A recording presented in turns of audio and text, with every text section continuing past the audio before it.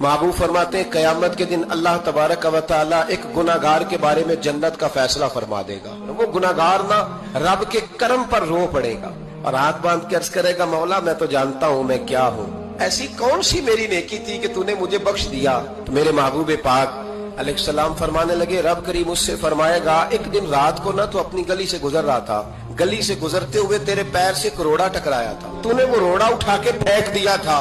क्यों फेंका था?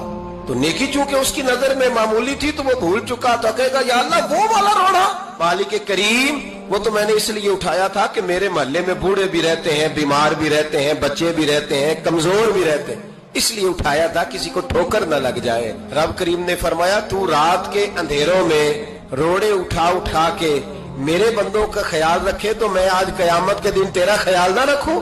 फरमाया, उस एक रोड़े के उठाने की बरकत से मैंने तेरे लिए जन्नत का फैसला फरमा दिया।